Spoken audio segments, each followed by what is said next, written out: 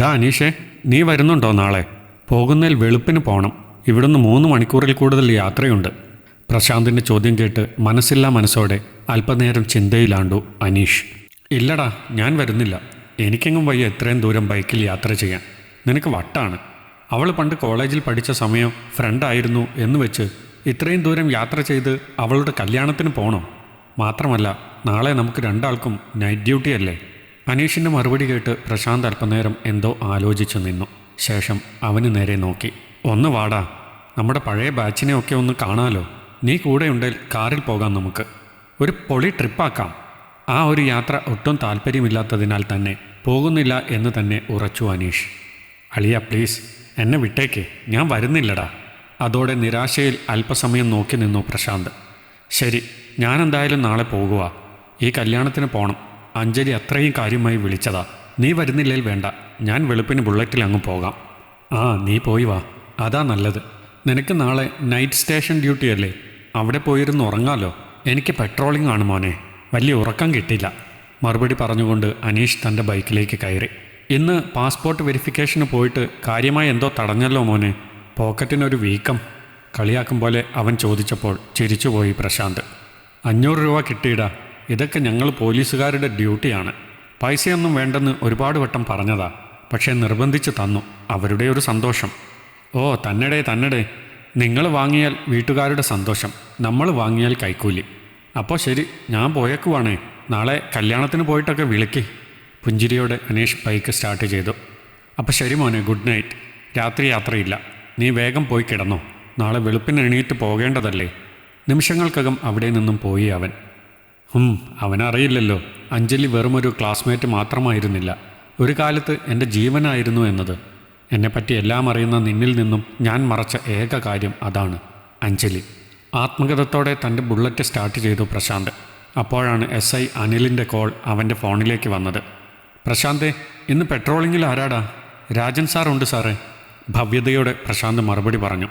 ആ ഓക്കെ, അപ്പോൾ ഞാൻ രാജനെ വിളിച്ചോളാം. ഒരു വള്ളിക്കെട്ട് കേസ് വന്നിട്ടുണ്ട്, ഒരു കിഡ്നാപ്പിംഗ്. 25 വയസ്സായ ഒരു പെങ്കൊച്ചിനെ ജോലി കഴിഞ്ഞ് വരുന്ന വഴിക്ക് ആരോ തൂക്കി. SIയുടെ വാക്കുകൾ കേട്ട് പ്രശാന്തിൻ്റെ നെറ്റി ചൊളിഞ്ഞു. പണിയാവോ സാർ?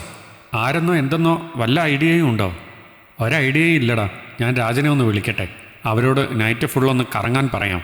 കിട്ടിയാൽ കിട്ടി. നിമിഷങ്ങൾക്കകം ആ കോള് കട്ടായി. അപ്പോഴേക്കും അനീഷിൻ്റെ കോൾ എത്തിയിരുന്നു. അളിയ, വാട്സാപ്പ് ഗ്രൂപ്പിൽ അനിൽ സാർ ഒരു കിഡ്നാപ്പിംഗ് കേസിൻ്റെ കാര്യം പറയുന്നുണ്ടല്ലോ, എന്താ സംഗതി? കൃത്യമായി അറിയില്ലടാ, എന്നെ ഇപ്പോൾ വിളിച്ചു സാർ. നൈറ്റ് പെട്രോളിംഗ് ആരാന്ന് ചോദിച്ചു. പ്രശാന്തിൻ്റെ മറുപടി കേട്ട് ചിരിച്ചുപോയി അനീഷ്. ഇങ്ങേർക്കിപ്പോൾ വന്ന് ഡ്യൂട്ടിക്ക് ആരാന്ന് പോലും ഓർമ്മയില്ലടേ. മിക്കവാറും നൈറ്റ് വിളി വരും, ഇമ്മീഡിയറ്റായി ഡ്യൂട്ടിയിൽ ജോയിൻ ചെയ്യാൻ പറഞ്ഞിട്ട്. അളിയ, എന്നെ വിളിച്ചേക്കല്ലേ. ഞാൻ ഉറങ്ങിയാൽ പിന്നെ ഭൂമികുലുക്കം ഉണ്ടായാൽ പോലും അറിയാത്ത ടീമാണ്. ഓടെ നമുക്ക് കാണാം. ആദ്യം ഓടിയെത്തുന്നത് നീയായിരിക്കും. ആ മറുപടിയിൽ രണ്ടാളും ഒരുപോലെ ചിരിച്ചു. അതോടെ അനീഷ് കോള് കട്ടാക്കി. ഫോൺ പോക്കറ്റിലേക്കിട്ട് പതിയെ ആക്സിലേറ്ററിലേക്ക് കൈയമർത്തി പ്രശാന്ത്. വീട്ടിലെത്തി ഉറങ്ങാൻ കിടക്കുമ്പോഴും SI പറഞ്ഞ കിഡ്നാപ്പിംഗ് കേസിനെ പറ്റിയാണ് പ്രശാന്ത് ആലോചിച്ചത്. പാവം, ആപത്തൊന്നുമില്ലാതെ രക്ഷപ്പെട്ടാൽ മതിയായിരുന്നു. പതിയെ ആ രാത്രി അവസാന നിമിഷങ്ങളിലേക്ക് അടുത്തു. രാവിലെ തന്നെ നിർത്താതെ മൊബൈൽ റിങ് ചെയ്യുമ്പോഴാണ് അനീഷ് ഞെട്ടിപ്പിടഞ്ഞ് എഴുന്നേറ്റത്. ക്ലോക്കിൽ നോക്കുമ്പോൾ സമയം 5:30 കഴിഞ്ഞിരുന്നു. ഉറക്കച്ചടവിൽ ഫോൺ കയ്യിലെടുക്കുമ്പോൾ കോൺസ്റ്റബിൾ അഭിലാഷ് ആയിരുന്നു വിളിച്ചിരുന്നത്. കോൾ അറ്റൻഡ് ചെയ്യുമ്പോൾ തന്നെ മറുതലക്കിൽ നിന്നും അഭിലാഷ് സംസാരിച്ചു തുടങ്ങിയിരുന്നു. എത്ര വിളിച്ചു അനീഷ് നിന്നെ? നല്ല ഉറക്കമായിരുന്നടാ. എന്താടാ, എന്തെങ്കിലും പ്രശ്നമുണ്ടോ? അനീഷിൻ്റെ നെറ്റി ചൊളിഞ്ഞു. ആ ചോദ്യത്തിനുള്ള മറുപടി അല്പം വൈകി. അനീഷേ, നമ്മുടെ പ്രശാന്ത്, അവന് ഇന്ന് രാവിലെ ഒരു ആക്സിഡൻറ്റ്. അത്രയും കേട്ടപ്പോൾ തന്നെ അനീഷിൻ്റെ മിഴികൾ തുറിച്ചു. അവനോ? എന്നിട്ട് എന്താടാ, എന്തെങ്കിലും പ്രശ്നമുണ്ടോ? ആ ചോദ്യം കേട്ട് ഒരു നിമിഷം മൗനമായി അഭിലാഷ്. അവൻ പോയടാ. ആ വാക്കുകൾ തൻ്റെ കാതുകളിൽ തുളഞ്ഞു കയറുന്നതറിഞ്ഞു അനീഷ്. കേട്ടത് വിശ്വസിക്കുവാൻ കഴിയാതെ നടുങ്ങി തരിച്ചുപോയി അവൻ. ഡാ, എന്താ നീ പറഞ്ഞേ? സത്യമാടാ. രാവിലെ ബുള്ളറ്റിൽ പോയപ്പോൾ ഏതോ നാറികൾ ഇടിച്ചിട്ടതാ. എന്നിട്ട് നിർത്താതെ പൊയ്ക്കളഞ്ഞു. ഹോസ്പിറ്റലിൽ എത്തിക്കാൻ വൈകി. അവൻ പോയടാ. ഡാ.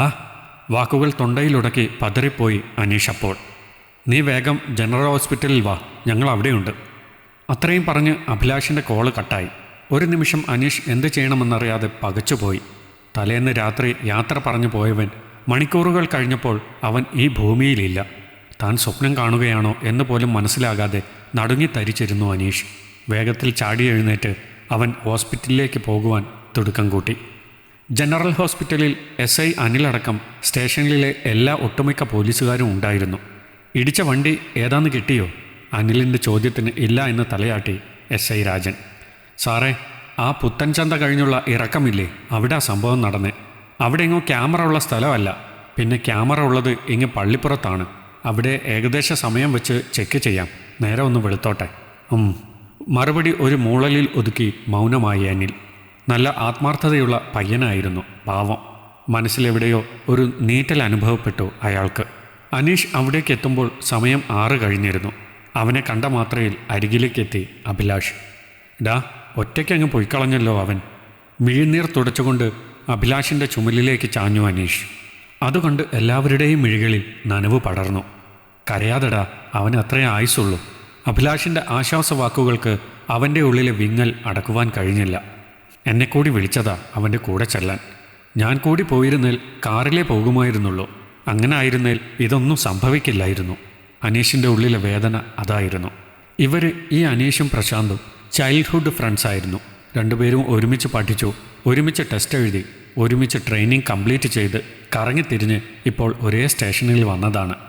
രാജൻ്റെ വിശദീകരണം കേൾക്കെ മൗനമായി തന്നെ നിന്നു അനിൽ. സമയം പിന്നെയും നീണ്ടു. പ്രശാന്തിനെ ആ അവസ്ഥയിൽ കാണുവാൻ ത്രാണിയില്ലാതെ മോർച്ചറിക്ക് പുറത്ത് തന്നെ നിന്നു അനീഷ്. അവനുമൊത്തുള്ള ഓർമ്മകൾ അനീഷിനെ കൂടുതൽ അസ്വസ്ഥനാക്കി.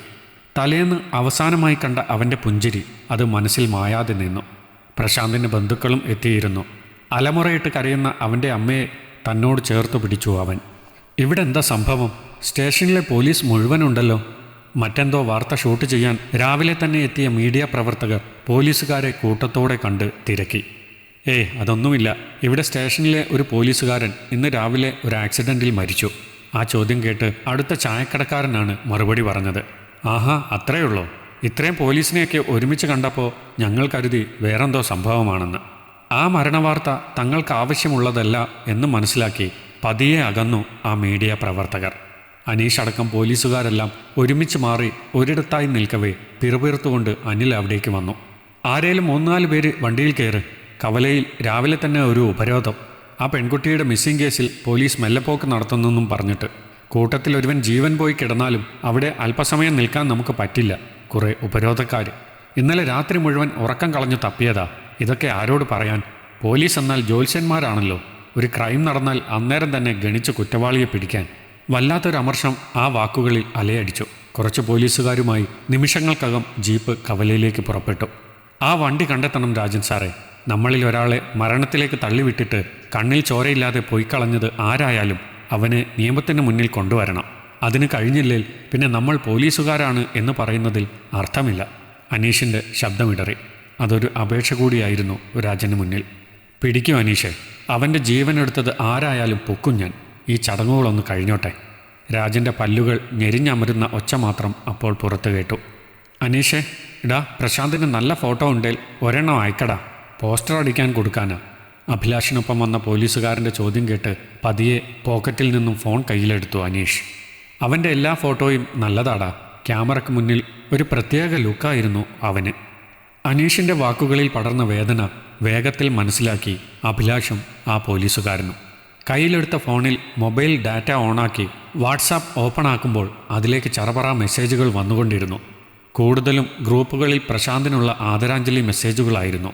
എന്നാൽ പെട്ടെന്നൊരു മെസ്സേജിൽ അനീഷിൻ്റെ മിഴികൾ ഉടക്കി. കൃത്യം രാവിലെ 4:15 പ്രശാന്തിൻ്റെ നമ്പറിൽ നിന്നും ഒരു വോയിസ് മെസ്സേജ്.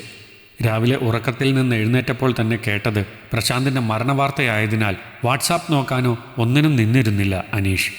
ഒരു നിമിഷത്തെ നടുക്കം വിട്ടകലവേ വേഗത്തിൽ ആ വോയിസ് ഓപ്പണാക്കി അവൻ.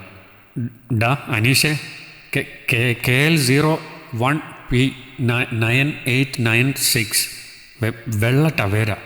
ആ കാണാതായ പെൺകൊച്ച് ആ വണ്ടിയിലുണ്ട്. എന്നെ ഇടിച്ചതും അവരാണ്. വേദന കടിച്ചമർത്തിയുള്ള പ്രശാന്തിൻ്റെ ആ വാക്കുകൾ ഒരു നടുക്കമാകവേ അനീഷിൻ്റെ മിഴികൾ നിറഞ്ഞു തുളുമ്പി. അറിഞ്ഞില്ലല്ലോടാ ഞാൻ. നീ വേദന കണ്ടു പൊളഞ്ഞപ്പോൾ എന്നോട് പറഞ്ഞത്. ഓടിയെത്താൻ പറ്റിയില്ലല്ലോടാ എനിക്ക്. ഉറക്കെ കരഞ്ഞുകൊണ്ട് നിലത്തേക്കിരുന്നു പോയി അവൻ. അത് കണ്ടിട്ട് നടുക്കത്തോടെ കാര്യം തിരക്കി അഭിലാഷ്. മറുപടി പറഞ്ഞില്ല അനീഷ്. ആ വോയിസ് ക്ലിപ്പ് പ്ലേ ചെയ്തു. അത് കേട്ട എല്ലാവരിലും നടുക്കം ഉടലെടുത്തു. ASI രാജൻ്റെ മിഴികൾ രോഷത്താൽ ചുവന്നു തൊടുത്തു. പിന്നെ എല്ലാം വേഗത്തിലായിരുന്നു. ഉപരോധക്കാരെ തണുപ്പിക്കാൻ പോയ അനിലിനെ വേഗത്തിൽ തന്നെ വിവരമറിയിച്ചു രാജൻ. വൈകാതെ തന്നെ ആ നമ്പർ ട്രേസ് ചെയ്ത് വണ്ടിയും കണ്ടെത്തി. ചെറിയൊരു കയ്യാങ്കളി വേണ്ടി വന്നെങ്കിലും അപകടങ്ങളൊന്നുമില്ലാതെ ആ പെൺകുട്ടിയെ പോലീസ് രക്ഷപ്പെടുത്തി. ഇന്നലെ വൈകിട്ട് എന്നെ ഇവർ ബലമായി പിടിച്ച് വണ്ടിയിൽ കയറ്റിയതാണ്. എവിടേക്കോ കൊണ്ടുപോകാനുള്ള പ്ലാനായിരുന്നു.